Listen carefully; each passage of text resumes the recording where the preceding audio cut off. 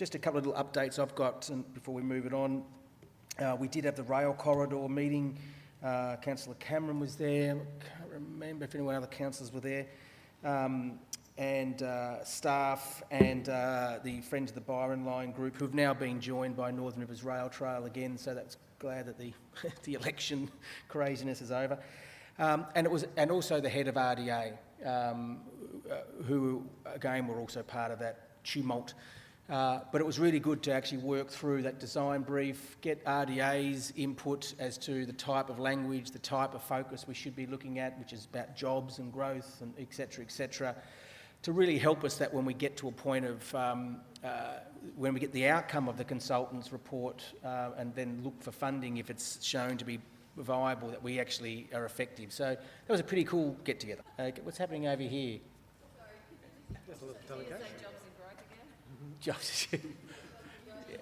It's what I was told that we should be focusing on, jobs and growth. Look, I will sing any tune the conductor tells me to if it's good for the community. Look, I'm not a fan of roads, particularly building new ones. I'm a bit of the school that if you build it, they will come. And I wasn't a fan of the Butler Street bypass for the same reason, especially since in previous councils that bypass option was considered not viable when we did the MR 545 study back in 2008-9, I think. So I'm not putting this nom forward because I want more roads in the town. I'd actually like to see fewer roads and better solutions to keeping cars out of town. However, this is a public infrastructure corridor, and I do believe we should be examining all possible future uses.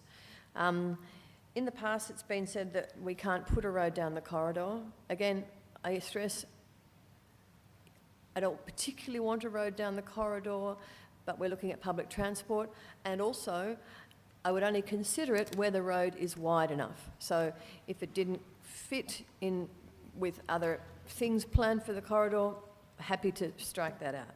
However, I think given the history of how this came to being, and I think everyone is on board with what can we do with this corridor, we've got transport issues, let's make use of it.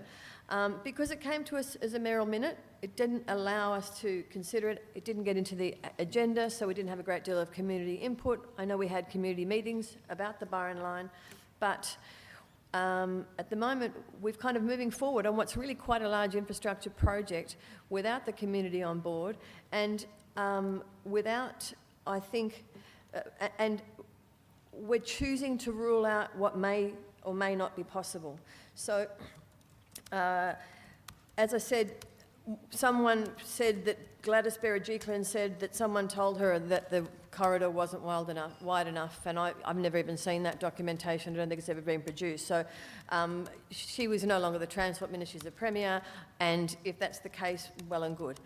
But I think we need to find out, and we already have a 2001 study that said it was there. So in fact, you know, perhaps the current consultants will just do a literature review, look at the 2001 study and say, it's possible.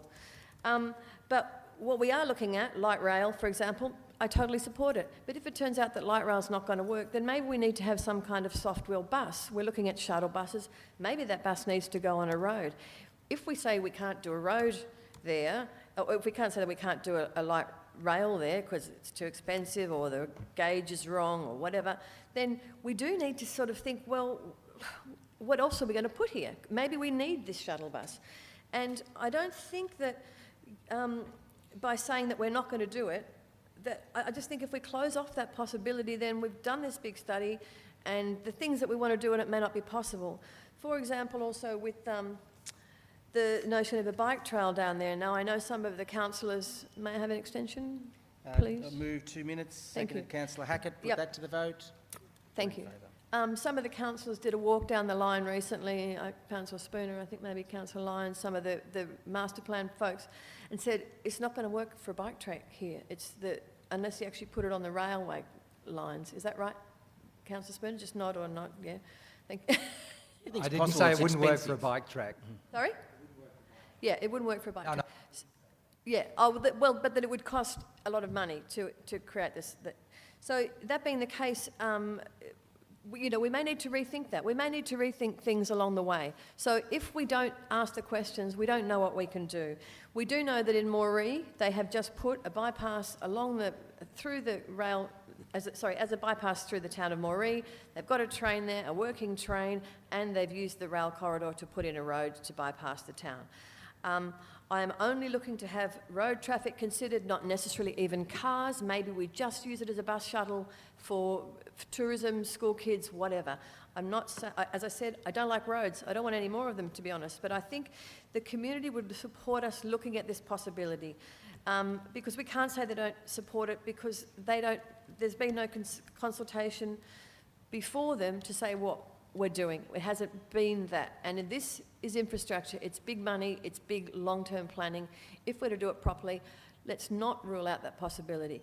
The other possibility is, of course, that the Butler Street crew will be successful in their Land and Environment Court challenge. Say what you like, I don't know, I'm not a soothsayer, but if that strikes that out, or if the cost of the bypass becomes onerous on council and we don't have that option, then I would say that we may have to, at some point, look at that space that is in the rail corridor. So I think I'm down almost to the end of my timing.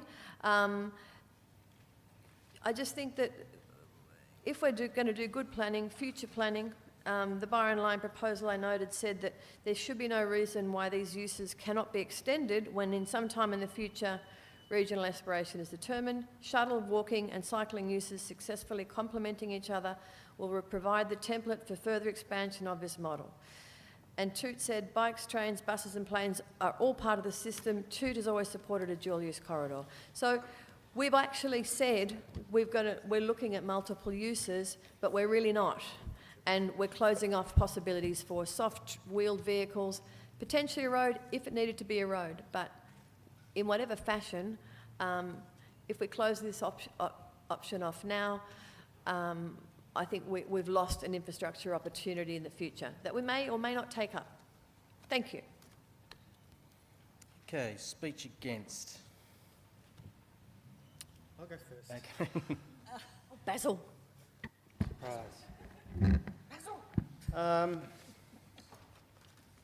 I'm disappointed, to be honest, that we are considering this as a matter of urgency for first up. Okay, so we voted on it because we're all very nice, but seriously, there is no urgency, and I think from everything that's been said about the case for, this could happen at some future point, at any time, if the options that we're already looking at and already resolved on don't fall over. Those future options to do that are not ruled out by whether or not we do this today or not. That's the first point. A few other things. It's not an infrastructure corridor, it's a rail corridor. That's its status. That's what it is. It's protected as such. So we need to be clear about it. You're right about the narrowness. What a few proponents of this idea have said, particularly, I mean, the thing that's really is not good here is B, a road for motor vehicles. That's the issue here. And, the proponents have looked at where it's quite wide at the station, the curtilage, as we were talking about the other day. And that's wide for a reason, because if you're going to operate rail, you need to have storage, maintenance facilities, and a whole lot of other things. And you can't do that if you take that extra space away and use it for a road. But, then you go past that point, as you said, it narrows down further on. So then there has to be a conflict at that point. I think you said to me the other day that it won't involve the removal of tracks. Yes, it will. You cannot have both if it's only this wide. And what you probably also will rule out if you put a road in down there is you'll rule out the possibility of the cycle track and walking track as well, because it is very constrained. I just think this is totally unnecessary at this point. It confuses the issues. I'd like to say and point out, you're right that Toot have talked about an integrated system for more than a decade, 15 going on 20 years. But what we mean by integration is where services link up, not where they replace each other. It only works if you can have a rail service that connects to a road with a bus or a cycle station or a walking track. It doesn't work when you take one out of the system and replace it with the other. That is not what Toot have been saying. It's quite a different thing, and I think we need to be clear about that. As I said, it's just not urgent at this stage. It's not required. It's, I guess there's no point in repeating myself, but I hope those arguments have force for everyone else. Thank you. Okay, speech 4. Yeah, I'll have a go at that. I don't like your chances. But anyway, look, I think I don't think I supported this when it came up originally. I'd have to go back and check. But I just think we're into territory that is a bit convoluted. I did walk down the track from Lillypilly through to town recently, and what I discovered from that was that apart from the fact that council doesn't control this corridor, and that's why I have big issues around what we're doing with it, even, I think it's putting the cart before the horse, and that's been part of the problem all the way along, is that we're looking at things and we don't have realistic solutions for them. The reality is, and Councillor Cameron's right, for a lot of, even that stretch in town, there's only room for one thing to happen. And so the idea of multi-use down there, you could do it if you put a hell of a lot of money into it. You'd be building bridges that things operate along, whether it's bike bridges or walking tracks, if you're going to have some sort of rail or road or whatever. It's beyond the means of this council, essentially. That's been my opinion for a long time now. So, but having said that, we open the door to looking at multi-use transport options. And so if we're going to be genuine about it, then multi-use implies what you're putting forward, is that it should be looking at things that don't go on a track or don't go on 2 legs or on a bike. And that could be a lot of other options. I don't know what's the future in terms of whether it's little buses or it's self-driving vehicles or whatever. So if we're going to be looking at multi-use, then I think it's logical that that's included.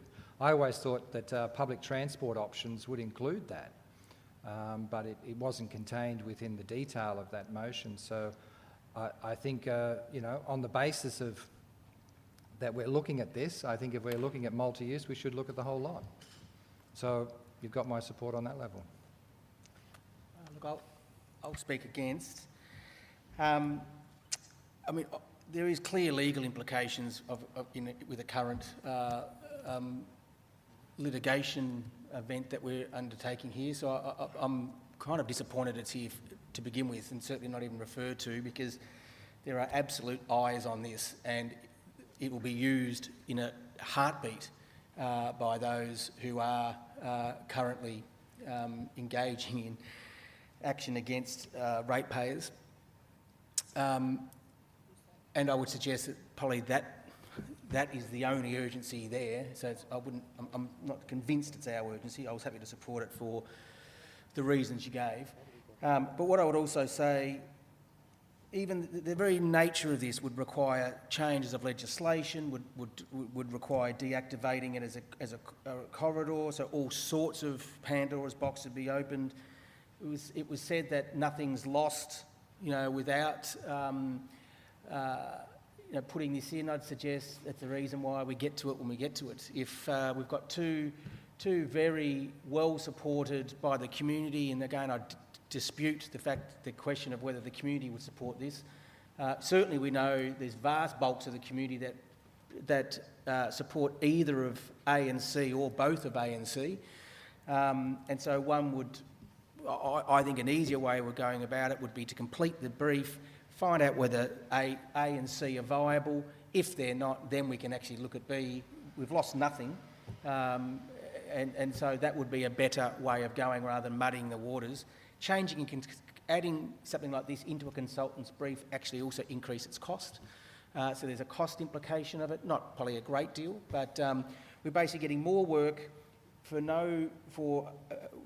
an outcome that has not been tested in any sense by the community, in a sense, you talked often about you don't really want a road in there, so let's not have a road in there. Like, who are we placating to talk about having a road in there if no one here wants a road in there? I mean, we can look at it at some other point if it's showing that nothing else but a road perhaps could happen there.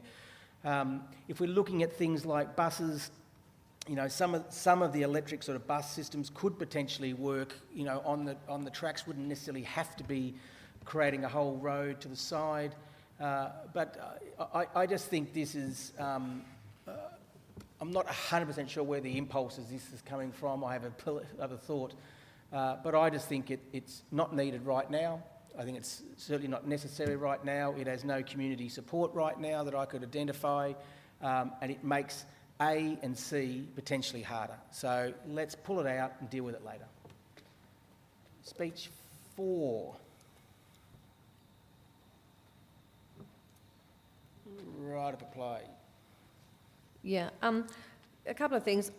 Councillor Cameron mentioned about replacing for rail. There's no suggestion here that I would replace the rail. It's not my intent at all, and I would be happy to put words into that effect. That is not my intent. Councillor Richardson, you sort of said, where is this coming from? It's no secret to you that I never liked the bypass for the reasons that it was a trigger for West Byron, and Don Page dumped it on us, really. Never wanted it, didn't think it was a good idea. It had been rejected by previous councils as pretty much a waste of time. So for all those reasons, that road I don't like. So irrespective of what the Butler Street people are doing, I think more broadly, it's just not a piece of infrastructure that I think we should have undertaken. And, you know, I don't resolve from that position. But more broadly speaking, I don't think that I can't agree that we require a change of legislation because Maureen's just done it. So if it requires a change of legislation, I don't know how they got ahead with it, but they did. And I think that we could, you know, in terms of the Butler Street legal issue, again, sorry, I've just made some notes while you were talking. I don't think that. I don't think we should be planning infrastructure on what may happen in the Land and Environment Court or to improve our case or theirs, because the same argument could be made that we've just done this to close off the possibility of them having a road, you know, of them not having a road and one going in the rail corridor. So that position could be taken by either side, you know, and I think that for that reason, it's probably should be left out of the equation. But I stress, I prefer to see rail down there. I'm happy to see rail down there. I like light rail. I like electric buses. I like whatever. I just wanted to maximise the options. And yeah, as I said, I don't like the rail. I don't like the bypass in Butler Street. I think it's daft. Anyway, in terms of being tested by the community, I'd argue that it was a mayoral minute. Didn't go to any public exhibition. So yes, we all know we want. We had a public meeting and some people came, and as you well know, people who come to public meetings are the ones that have an interest in it, so the ones that don't come. So if we had gone out on a public exhibition, maybe someone might have said, hey, let's just look if we can put the road in there, because there was an EIS in 2001 that did that very study and said it could be done. So someone's lying, or someone needs to revisit the studies. So that's where I'm at with this. I think that, you know, in terms of me saying I don't want a road down there, I don't. Really, unless it's for a bus or some kind of public conveyance would be my preference. I'd also like to see the Butler Street bypass get knocked out because it's a crappy bypass. But that being the case, it's all about getting roads out of town. And if you put a road into somewhere that isn't already inhabited, has no impact on or minimal impact on neighbours and people living there, that would be a better outcome. The inevitable reality of roads is upon us always as more people come into town. We're just building a dirty great roundabout. I don't really like it. Everyone says, well, you need to upgrade Ewingstone Road. That's one of, that appears to be an inevitable process. Where we can limit roads, where we could limit the impact of roads by potentially putting them inside a rail corridor, I would say that was a good outcome. I had a lot of stuff to say in a short period of time and it's getting late. Okay, that was right of reply. Let's put that to the vote. Those in favour? Councillor Curry, Hackett, Spooner. Against? Councillor Martin, Lyon, Njai, Richardson, Cameron and Hunter. Councillors, that concludes 5:45. Thanks everyone. Thank you.